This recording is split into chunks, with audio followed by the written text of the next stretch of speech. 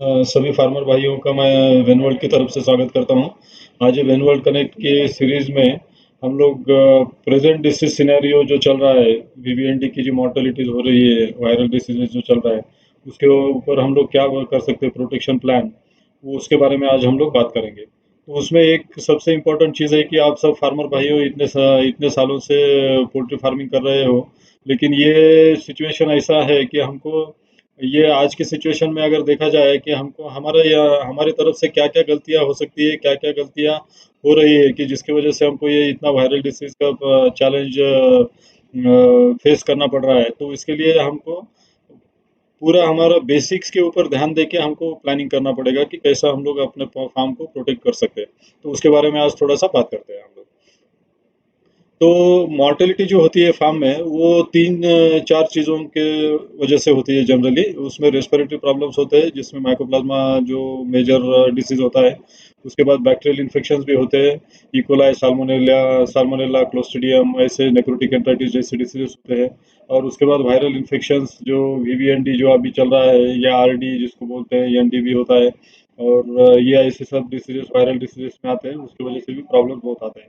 ये infectious problem छोड़ के एनवायरमेंटल स्ट्रेसेस की वजह से भी मॉर्टेलिटी बहुत बार हो सकती है। उसमें water quality, air quality, heat stress, vaccination वगैरह अगर नहीं होगा ठीक से, तो उसकी वजह से भी मॉर्टेलिटी होने का चांस रहता है।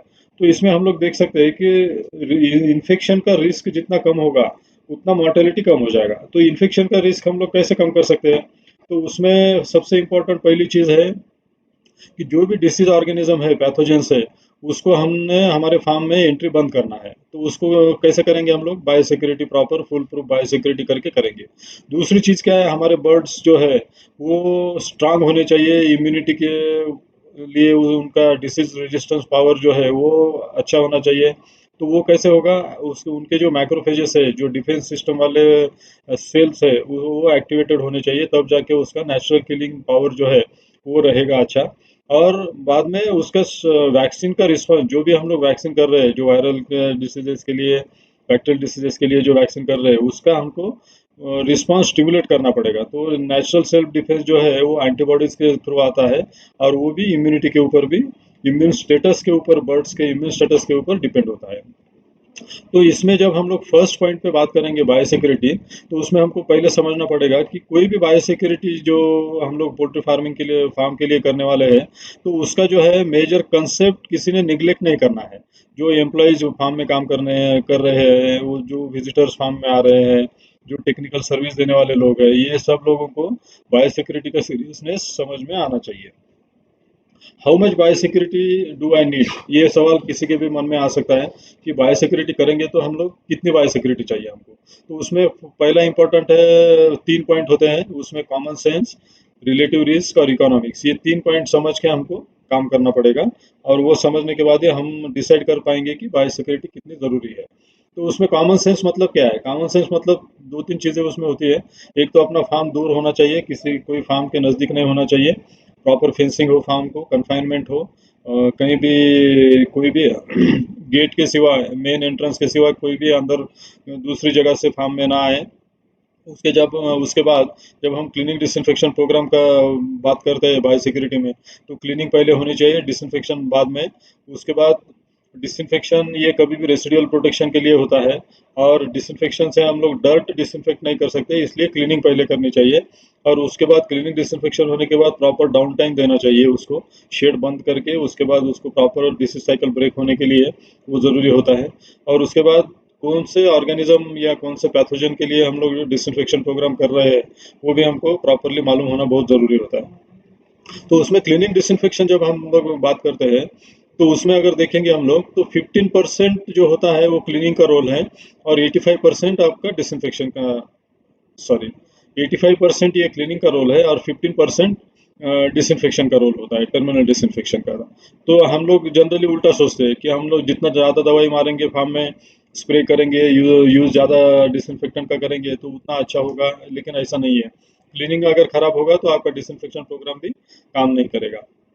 तो अगर ये कॉमन सेंस में एक बात ये भी आप देख सकते हो कि अगर इतना नज़दीक अगर फार्म्स होंगे, शेड से एक दूसरे के नज़दीक होंगे, तो कोई भी एक शेड में अगर डिसीज प्रॉब्लम आ गया तो दूसरे शेड्स में या पूरा फार्म अफेक्ट करने में उसको टाइम नहीं लगेगा।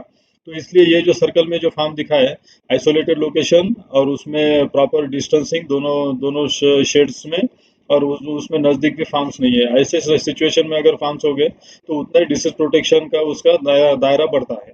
तो ये चीज़ भी कॉमन सेंस में हमको याद रखनी चाहिए। कॉमन सेंस में दूसरी चीज़ एक है proper sequence of cleaning and disinfection. एक तो ड्राई क्लीनिंग करनी चाहिए, उसके बाद वेट क्लीनिंग होगी, उसके बाद उसको स्क्रबिंग करना पड़ेगा, घसना पड़ेगा उसको, फिर ड्राई का होने देना पड़ेगा, उसके बाद टर्मिनल डिसइंफेक्शन प्रोग्राम चलेगा, और उसके बाद फिर ड्राई होने के बाद उसको प्रॉपर डाउन टाइम देके शेड बंद रख के उसके बाद उसको यूज़ में लेना पड़ेगा। तो रिलेटिव रिस्क, अभी सेकंड पॉइंट देखते हैं हम लोग। कॉमन सेंस के बारे में तो हमने बात किया, अभी रिलेटिव रिस्क के बारे में बात करेंगे। रिलेटिव रिस्क मतलब क्या? मतलब आपका फार्म फार्म के इर्द गिर्द या अपने फार्म में कौन कौन से डिसीजेस है और उसका सिविरिटी कैसा है, सीरियसनेस कैसा है, उसके ऊपर हमको सोचना पड़ेगा। तो उसमें जनरली आजकल दिखने वाले डिसीजेस जो है वो वीवीएनडी, आईएलटी, एनडी एंड आईबी, ये डिसीजेस दिखते हैं। लेकिन वीवीएनडी का अगर बात करेंगे जो अभी ज़्यादातर चल रहा है, उसका अगर बात करेंगे हम लोग, तो पहले जो एक्सपीरियंसेस हमारे हुए 2004 से वीवीएनडी इंडिया में दिख रहा है, और उसके एक्सपीरियंसेस देखेंगे हम लोग कि मेजर इम्प्रूवमेंट हमको बायोसिक्योरिटी के ऊपर करना पड़ेगा। वो खाली थर्ड पॉइंट हम लोग देखेंगे इकोनॉमिक्स। इकोनॉमिक्स में कुछ चीज़ें जानना बहुत बहुत ज़रूरी होता है कि इसमें कॉस्ट ऑफ द डिसीज हम लोग कैसे ये करते हैं। इसमें अगर हम लोग देखेंगे कि हमको लगता है कि डिसीज की वजह से इतना प्रॉब्लम्स नहीं आता है, कुछ दिन मॉर्टेलिटी होगा, थोड़ा ट्रीटमेंट करेंगे, उसके बाद रिकवर हो जाएगा, फिर हम लोग प्रोडक्शन ले सकते हैं, फिर बॉडी वेट आ सकता है, ऐसा हमारा ये होता है, अंडरस्टैंडिंग होता है। लेकिन ऐसा नहीं है। कुछ साइंटिस्ट लोगों ने इसके ऊपर पूरी तरह से स्टडी किया, और उसमें देखा कि एक डिसीज की वजह से कितना लॉस हो सकता है। अगर इसमें अगर देखेंगे हम लोग डायरेक्ट वीवीएनडी के बारे में बात करेंगे, कमर्शियल लेयर में 120 से 211 रुपए पर बर्ड का लॉस हो सकता है उसका। ये कॉस्ट यूएस डॉलर में, एक्चुअली ये रिसर्च साइंटिस्ट के पेपर से लिया हमने, तो ये हमने रुपीस में कन्वर्ट किया है। और वीवीएनडी और हाई पैथोजेनिक अगर देखेंगे, कमर्शियल ब्रायलर का अगर देखेंगे तो 435 रुपीज हाई पैथोजेनिक में लॉस होता है, और कमर्शियल लेयर में 1400 रुपीज तक, 1365 रुपीज तक भी लॉस रिकॉर्ड किया गया है। इसका मतलब आप देखिए कि ये जो डिसीज से आने वाला लॉस है वो बहुत ज़्यादा है कि प्रिवेंशन से आने वाला, प्रिवेंशन में जो हम लोग खर्चा करने वाला है वो ज़्यादा है, वो हमको सोचना पड़ेगा। तो ये सिचुएशन में हमने क्या करना है? तो हमको क्या करना पड़ेगा, बायोसिक्योरिटी के बेसिक के ऊपर जाना पड़ेगा। तो वो अगर हमने सोचा, हमने अगर देखा कि बेसिक क्या है, हमको किस बारे में सोचना पड़ेगा, किस बारे में ये करना पड़ेगा, तो उसके ऊपर हमको समझ में आएगा कि डिसीज प्रिवेंशन कैसे किया जाता है। जैसे कि हम लोग रिसेंटली अभी हम लोग देख रहे हैं कि कोरोना, कोरोना में जैसा कि हैंडशेक करना डेंजरस माना गया है, हैंडशेक की वजह से डिसीज स्प्रेड होता है। तो पहले जैसा हमारा बेसिक था, हम लोग जो इंडियन नमस्ते करते थे, वो सबसे बढ़िया तरीका था। तो ऐसे बायोसिक्योरिटी के लिहाज से अगर देखा जाए तो बहुत सारी चीज़ें हैं कि जो हमको बेसिक के याद करनी पड़ेगी, तब जाके हमारा फार्म में कंडीशन ठीक हो जाएगा। तो उसमें 5 point agenda to basics of biosecurity अगर देखेंगे हम लोग, तो उसमें पहला पॉइंट आता है secure the entrance. Second point आता है target the source of infection, disease कहाँ से आ रहा है वो देखना पड़ेगा। Third, break the disease cycle effectively. उसका डिसीज का साइकिल इफेक्टिवली ये करने के लिए आपको प्रॉपर क्लीनिंग डिसइंफेक्शन प्रोग्राम ये करना पड़ेगा। चौथा होता है कंट्रोल द इनविजिबल और हिडन एनिमी। और पांचवा पॉइंट है important, bury the past to secure the present and future. ये 5 पॉइंट अगर हमने याद कर लिए, हमने अगर समझ लिए अच्छे से, तो मैं इसके साथ कह सकता हूँ कॉन्फिडेंस के साथ कि डेफिनेटली हमारे प्रॉब्लम्स बहुत सारे कम हो जाएंगे, और हमारा डिसीज प्रिवेंशन या डिसीज को फाइट करने का जो हमारा जज्बा है वो और ऊंचा हो जाएगा। तो फर्स्ट देखेंगे हम लोग सिक्योर द एंट्रेंस। तो इसमें क्या करना है, proper vehicle deep, foot deep spray entrance के ऊपर करना पड़ेगा। तो इसके बाद मैं आपको खाली फोटोग्राफ्स दिखा के समझाने की कोशिश करूंगा कि ऐसा ऐसा करने से आपको फायदा हो सकता है। तो ये हो गया व्हीकल डीप और व्हीकल शावर, ऐसे कर सकते हो आप। तो दूसरा, अगर व्हीकल डीप नहीं है तो, या और शावर नहीं है, तो एटलीस्ट स्प्रे पंप लेके व्हीकल के ऊपर पूरी तरह से स्प्रे कर सकते हैं। उसके बाद विजिटर सेंटर की विजिटर शावर या नहीं है तो विजिटर्स के ऊपर स्प्रे करने के लिए भी ऐसी अरेंजमेंट आप कर सकते हो। अपना फूड भी फार्म के पास कर सकते हैं हम लोग। और सेकंड पॉइंट अगर देखेंगे तो target the source of infection. Target इसमें क्या है, प्रॉपर डिस्पोजल ऑफ लीटर। ये सब लीटर मटेरियल ये सबसे बड़ा सोर्स ऑफ इन्फेक्शन है, उसके ऊपर हमको बहुत सारा काम करना पड़ेगा। अगर हम लोग देखेंगे पुराने बैच का लीटर अगर बाजू में शेड के बाजू में होगा और अंदर ब्रूडिंग या ग्रोइंग चल रहा होगा तो डेफिनेटली ये बैच का ये लीटर की वजह से आपको बहुत सारे प्रॉब्लम वो फार्म में आने का पूरी पूरी संभावना है। वो इसलिए कि 1 ग्राम लीटर में अगर देखेंगे तो 10,000 तरह के ऑर्गेनिजम्स रहते हैं, बैक्टीरिया वायरसेस वगैरह। और वो एवरेज अगर देखेंगे तो 1 महीना तक जिंदा रहते हैं उसमें। तो अगर हमने पुराने बैच का लीटर अगर ऐसे ही नज़दीक अगर डाल दिया शेड के तो डेफिनेटली वो सबसे बड़ा इन्फेक्शन का सोर्स बन सकता है। तो इसलिए आपको प्रॉपर डिस्पोजल ऑफ लीटर करना पड़ेगा। तो उसमें कैसे कर सकते हैं हम लोग, एक व्हीकल में उसको लीटर पूरा स्क्रैप करके व्हीकल में लोड करके या बैग में पॉलीथीन बैग में उसको लोड करके दूर उसको डिस्पोज ऑफ करना पड़ेगा हमको। तो उसके बाद हो गया शेड के सराउंडिंग में क्लीन क्लीन रखना पड़ेगा पूरा। वो इसलिए कि हम लोग शेड के सराउंडिंग से हम लोग अंदर जाते हैं, अगर सराउंडिंग गंदा होगा तो अंदर शेड के अंदर भी हम लोग वही गंदगी लेके जाएंगे और डिसीज स्प्रेड होने में मदद मिलेगी। तो थर्ड पॉइंट अगर देखेंगे तो break the disease cycle effectively. तो ये कैसे कर सकते हैं, have proper cleaning and disinfection protocol which is very much important. तो उसमें अगर देखेंगे क्लीनिंग एंड डिसइंफेक्शन प्रोग्राम ये वर्ड आता है। क्लीनिंग फर्स्ट होती है, उसके बाद टर्मिनल डिसइंफेक्शन सेकंड होता है और तीसरा कंटिन्यूस डिसइंफेक्शन। तो क्लीनिंग में पहली स्टेप होती है आपका ड्राई क्लीनिंग होने के बाद शेड को वॉश डाउन करना है। उसके बाद बर्निंग करना है, वॉशिंग होने के बाद पूरा बर्निंग शेड के इन एंड अराउंड, मतलब शेड के अंदर और बाहर भी बर्निंग करना है फ्लेम गन से। उसके बाद पूरा क्लीनिंग प्रॉपर होने के बाद शेड पूरा तैयार होने के बाद इस तरह से जब तैयार होगा, कर्टन्स वगैरह सब साफ करके, ड्रिंकर्स वगैरह सब साफ करके जब लगाएंगे हम लोग, ब्रूडिंग अरेंजमेंट करने के बाद फिर हम लोग टर्मिनल डिसइंफेक्शन प्रोग्राम के लिए तैयार हो जाएंगे। तो टर्मिनल डिसइंफेक्शन प्रोग्राम अगर देखते हैं तो 3 तरह से किया जाता है। एक तो traditional fumigation, disinfectant spray with और विदाउट स्प्रे, और thermal fogging new which is a new advancement in terminal disinfection. तो इसमें अगर देखेंगे ट्रेडिशनल फ्यूमिगेशन में फॉर्मल्डिहाइड और पोटेशियम परमैंगनेट या फॉर्मल्डिहाइड और ब्लीचिंग पाउडर से करते हैं। तो 1000 स्क्वायर फीट के एरिया के लिए अगर देखेंगे तो 2.6 kg पोटेशियम परमैंगनेट लगेगा, 5.2 लीटर फॉर्मेलिन लगेगा। उसका कॉस्ट ऑलमोस्ट अराउंड 41 पैसा पर स्क्वायर फीट आता है।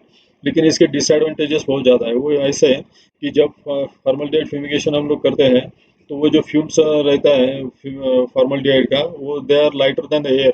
मतलब हवा से हल्का होने की वजह से वो शेड का जो फ्लोरिंग है उसके कभी भी आधा 1 फीट ऊंचा ऊपर रहेगा। और हमारा प्रॉब्लम रहता है लीटर का या फ्लोरिंग का जो प्रॉब्लम होता है वो उससे एड्रेस नहीं होगा। और उसके बाद टेम्परेचर ह्यूमिडिटी भी मेंटेन करना पड़ता है, उसका रेसिडुअल प्रोटेक्शन नहीं मिलता है। तो ये सब 3-4 डिसएडवांटेजेस की वजह से हम लोग स्प्रे या थर्मल फॉगिंग के लिए जाएंगे। स्प्रे कैसे कर सकते हैं हम लोग, तो स्प्रे अगर किया करेंगे तो 1 लीटर पानी 25 स्क्वायर फीट एरिया में यूज़ करना है। और उसको सपोज 1000 स्क्वायर फीट एरिया का शेड है तो 40 लीटर पानी लगेगा। और B904 4 ml पर लीटर के हिसाब से 160 मिली B904 लगेगा 1000 स्क्वायर फीट एरिया के लिए। तो उसमें पूरा शेड हम लोग ड्रेंच वेट करेंगे, मतलब पूरा भिगा देंगे शेड उसमें। और ये इतना क्वांटिटी इतना पानी की मात्रा वो बहुत बहुत होती है पूरा शेड ड्रेंच वेट करने के लिए। तो तीसरा ऑप्शन है हमारे पास थर्मल फॉगिंग का। थर्मल फॉगर ये ऐसा मशीन होता है ये। तो उसमें अगर देखेंगे वो एफिशिएंट है, इजी मॉनिटर कर सकते हैं, एडेप्टेबिलिटी भी अच्छा है उसका, कॉस्ट इफेक्टिव है, स्ट्रॉन्ग पेनिट्रेबिलिटी रहता है और फास्ट एक्टिव होता है। तो मतलब हर एक नूक एंड कॉर्नर शेड का वो पहुंच जाएगा और डिसइंफेक्शन का पूरा पूरा 100% हो जाएगा। तो उसमें आप अभी के सिचुएशन में अगर देखेंगे VBFA 400 या X185 दोनों में से कोई भी आप यूज़ कर सकते हो, बिना 904 यूज़ किए तो भी चलेगा। इसमें अगर VBFA यूज़ करना है तो 2 litre VBFA 400 in 3 litre water for 3000 square feet carpet area करना है। ऐसा पूरा पीपी किट लगा के, मास्क वगैरह लगा के आप अंदर शेड के अंदर आप पूरी तरह से फॉगिंग कर सकते हो। नहीं तो शेड के अंदर थर्मल फॉगर मशीन ऐसे रख के आप उसको आधा घंटा अगर रख दिया तो 8000 से 10,000 स्क्वायर फीट एरिया का शेड हाफ एन आवर में 30 मिनट्स में पूरी तरह से डिसइंफेक्ट हो जाएगा। तो ये टर्मिनल डिसइंफेक्शन प्रोग्राम के होने के बाद शेड बंद रख के उसको पूरी तरह से क्लोज कर देना है। तो चौथा पॉइंट देखेंगे हम लोग, कंट्रोल द हिडन एनिमी। तो control the hidden enemy is your proper continuous disinfection program has to be in proper place. तो उसमें कंटिन्यूस डिसइंफेक्शन में क्या क्या आता है, उसमें आता है water hygiene, pipeline cleaning, disinfectant spray, mortality disposal, rat control, food and vehicle dip, hand sterilization, egg tray sanitation, ये सब कुछ चीज़ें जो आपको डेली रूटीन में करनी है वो पूरी कंटिन्यूस डिसइंफेक्शन प्रोग्राम में आती है।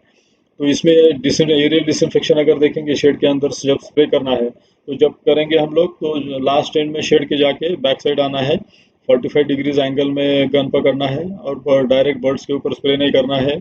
और 1000 स्क्वायर फीट एरिया के लिए 8 से 10 लीटर पानी यूज करना है और 4 ml के हिसाब से बिनोसो 4 यूज करना है उसमें। तो उसमें आपको पूरी तरह से एरियल डिसइंफेक्शन का फायदा मिलेगा। तो दूसरी दूसरी तरह से ऐसा कर सकते हो आप। उसके बाद डिप्लीटर शेड होगा तो इस तरह से कर सकते हो, डायरेक्ट बर्ड्स के ऊपर नहीं मारना है। उसके बाद शेड के सराउंडिंग में, फिर प्रीमाइसेस में। तो स्प्रे करने के लिए अब अपने पास 3 ऑप्शंस है, B904, बायोबस्टर, बायोबस्टर प्लस। तो ये अगर देखेंगे हम लोग, B904 1000 स्क्वायर फीट एरिया के लिए 40 मिली लगेगा, बायोबस्टर 1000 स्क्वायर फीट एरिया के लिए 50 ग्राम लगेगा, बायोबस्टर प्लस 1000 स्क्वायर फीट एरिया के लिए 50 ग्राम लगेगा। तो ये हो गया इसका cost, which is very very economical. तो दूसरा पॉइंट देखेंगे हम लोग वाटर हाइजीन का। वाटर हाइजीन में अगर देखेंगे तो चैलेंजेस क्या आता है वाटर हाइजीन में या वाटर सैनिटेशन में, तो उसमें दो चैलेंजेस होते हैं, एक होता है माइक्रोबियल और दूसरा होता है केमिकल चैलेंज। माइक्रोबियल में बायोफिल्म फॉर्मेशन जो पाइपलाइन या वाटर टैंक के अंदर होता है, उसमें कोलीफॉर्म, सीडोमोनास और उस इस वजह से ऑर्गेनिजम्स रहते हैं, उसके वजह से बायोफिल्म फॉर्मेशन होता है और वो कंटिन्यूसली पानी को इन्फेक्ट करते रहता है, कंटेमिनेट करते रहता है। तो उसके वजह से वाटर सिस्टम ब्लॉक होना या कंटिन्यूसली इकोलाई वगैरह का काउंट ज़्यादा बढ़ना इसमें, और बाकी हेल्थ की समस्याएं ज़्यादा आनी शुरू होती है। केमिकल इम्प्योरिटीज़ की वजह से पीएच और हार्डनेस डेवलप होता है, स्केल फॉर्मेशन होता है पाइपलाइन के अंदर, और उसके वजह से पाइपलाइन वाटर सिस्टम ब्लॉक होने का चांसेस रहता है, ड्रिंकर्स निपल्स वगैरह ब्लॉक होने का चांसेस रहता है। तो इसमें अगर देखेंगे हम लोग माइक्रोबियल चैलेंज के लिए आप BBCLO2 टैबलेट बायोफिल्म रिमूवल के लिए यूज़ कर सकते हो। एक टैबलेट आप 500 लीटर के लिए अगर यूज़ करेंगे 10 ग्राम वाला, तो वो बायोफिल्म पूरी तरह से निकाल देगा। और एक्वामैक्स स्केल्स के लिए आप यूज़ कर सकते हो, जैसे कि ये सॉल्ट अक्यूमुलेशन जो अंदर पाइपलाइन के होता है उसको निकालने के लिए एक्वामैक्स आप यूज़ कर सकते हो। तो ये कुछ फोटोग्राफ्स है, जैसे बायोफिल्म पाइपलाइन में जो होती है, पाइपलाइन या कनेक्टर पाइप्स वगैरह में जो होती है वो PBCLO2 से पूरी तरफ से साफ हुई नजर आती है 1 से 2 घंटे के अंदर। ये हो गया स्केल्स के बारे में। तो जब स्केल्स के लिए या पाइपलाइन फ्लशिंग आपको करना है तो उसमें पाइपलाइन में पानी कितना बैठता है वो मालूम होना बहुत ज़रूरी है। तो वो हिसाब से हम लोग एक्वामैक्स का डोज डिसाइड कर सकते हैं। पाइप का डायमीटर अगर आधा इंच होगा, हाफ इंच पाइपलाइन 100 फीट का अगर होगा तो उसमें 5 लीटर पानी आता है और एक्वामैक्स 250 मिली लगेगा। 3/4 इंच का पाइपलाइन होगा तो वाटर क्वांटिटी 11 लीटर बैठेगा उसमें, और 550 मिली एक्वामैक्स लगेगा। 1 इंच का 100 फीट पाइपलाइन में 20 लीटर पानी बैठेगा, उसमें 975 मिली 50 ml पर लीटर हिसाब से एक्वामैक्स लगेगा। तो ये हो गया क्वांटिटी पाइपलाइन फ्लशिंग के लिए। और वही हम लोग टैंक में वो मात्रा में एक्वामैक्स ये करके मिक्स करके पानी में टैंक में लगाना है, और उसके बाद 24 घंटा एम्प्टी शेड में उसको रख देना है, और उसके बाद 24 घंटे के बाद उसको पंप लगा के फ्लश करना है।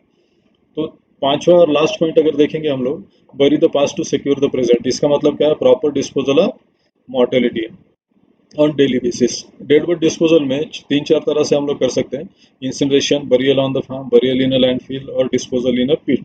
तो उसमें डिस्पोजल इन अ पिट अगर जब करना है हम लोग, पिट बनाना है, तो वो it is just like a septic tank which is not plastered inside. ऐसा कर सकते हो आप, या ऐसा भी कर सकते हैं। 490 cubic feet 7 by 10 feet 15,000 birds के फार्म के लिए सफिशिएंट रहेगा। This is how it can be. और इंसिनरेटर ऐसा होता है, इलेक्ट्रिक इंसिनरेटर डीजल के ऊपर और इलेक्ट्रिसिटी के ऊपर चलता है। तो 1 घंटे में almost around 100 to 120 kg mortality ये बर्न कर सकता है, डिस्पोज ऑफ कर सकता है। This is another kind of incinerator. ये थोड़ा बड़ा कैपेसिटी का है, अपने ब्रीडर फार्म्स वगैरह के लिए भी यूज़ कर सकते हैं। भट्टी भी हम लोग यूज़ कर सकते हैं। तो इसमें हम लोग अगर देखेंगे ये पूरे प्रोग्राम में continuous disinfection, prevent diseases and ensures profits, this is what about I wanted to tell you. लेकिन beyond level external biosecurity has its own limitations. So एक सर्टन लेवल के बाद बायोसिक्योरिटी हम लोग जितना करते हैं उसका लिमिटेशंस होता है। तो उसमें हमारा बर्ड का जो इंटरनल इम्यूनिटी है, जो इंटरनल प्रिवेंशन पावर है, डिसीज प्रिवेंशन पावर है, वो स्ट्रांग होना बहुत बहुत ज़रूरी होता है। तो उसके लिए हमको क्या करना चाहिए? तो उसके लिए हमको इम्यूनिटी इम्यून सिस्टम बर्ड का स्ट्रेंथन करना पड़ेगा। तो उसके वो किस लिए? एक तो उसका टेक्निकल परफॉर्मेंसेस ये करने के लिए, इंश्योर करने के लिए। उसके बाद नॉन स्पेसिफिक इम्यून रिस्पांस जो गट मैक्रोफेजेस से आता है वो इम्प्रूव करने के लिए, वैक्सीन रिस्पांस जो है वो इम्प्रूव करने के लिए, और उसका सर्वाइवल रेट या मॉर्टल रेट जब बढ़ाने के लिए, मॉर्टेलिटी कम करने के लिए हमको उसका इम्यून सिस्टम स्ट्रेंथन करना पड़ेगा। तो इसके लिए हमको क्या करना है, मतलब किस किस तरह से इम्यूनिटी बढ़ सकती है? तो उसके लिए अगर हम लोग देखेंगे, बीटा ग्लूकान जो 1316 एक्सपोज बीटा ग्लूकान है, वो अगर एक्टिवेटेड बीटा ग्लूकान हम लोग फीड में रखेंगे पोल्ट्री के, फिबोसेल जो आता है लालेमड एनिमल न्यूट्रिशन का प्रोडक्ट, तो वो अगर हम लोग फीड में रखेंगे तो डेफिनेटली आपका इम्यून रिस्पांस बहुत बढ़िया आएगा। तो उसको वो कैसे आता है कि ये जो 1316 बीटा ग्लूकान है वो सैक्रोमाइसिस सर्विसी से एक्सट्रैक्ट किए हुए हैं। तो उसमें अगर हम लोग देखेंगे कि ये स्टिमुलेट करता है इम्यून सिस्टम को, मैक्रोफेजेस को एक्टिवेट करते हुए, और उसके health benefit, resistance to disease, infections and stress, ये बेनिफिट्स है उसके। और इसकी वजह से इसका हेल्थ भी इम्प्रूव होता है। टेक्निकल बेनिफिट अगर हम लोग देखेंगे तो improved animal performance and financial profit is what you will get when you use Fibrocell. तो immune stimulating effect of beta 1316 beta glucan जो है उसके ऐसे है: activate microphages natural killer cells, that is the first important thing it gives you. Activates the secretion of cytokines and stimulate immune response, तो वही ये दूसरा बेनिफिट मिलेगा उसका। और it activates non specific immune reaction and destroys the cancer cell and pathogens. तो उसकी वजह से जैसे वायरल डिसीजेस कुछ होते हैं तो उसको भी प्रिवेंट करने के लिए बहुत बढ़िया हेल्प करता है। तो इसमें हमने स्टडी किया था एनडी वैक्सीन के ऊपर। एनडी वायरस को ये करने के बाद, एक्सपोज होने के बाद बर्ड, और वैक्सीनेटेड जो बर्ड है उसका अगर एंटीबॉडी काउंट हम लोग देखेंगे तो फिबोसेल जो ग्रुप था उसमें 46% ज़्यादा एंटीबॉडी मिले एनडी के, और दूसरे ग्रुप में 57% एंटीबॉडी ज़्यादा मिले। मतलब उसका डोसेस में डिफरेंस था, 75 प्री स्टार्टर, 150 स्टार्टर में और फिनिशर में। और मॉर्टेलिटी में अगर हम लोग देखेंगे 1 to 42 डेज में 13% मॉर्टेलिटी कम हुआ था, और 33% मॉर्टेलिटी दूसरे ग्रुप में कम हुआ था।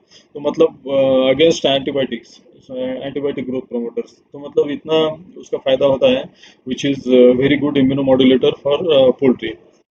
So it was all about, ये सब कुछ मैं कहना चाह रहा था, थोड़ा सा जल्दी में किया। ये पूरे प्रेजेंटेशन बनाने के लिए पूरे साइंटिफिक रेफरेंसेस वगैरह यूज़ किए गए हैं, और with due respect to everyone who is involve in giving this knowledge, so I end this presentation. Thank you so much.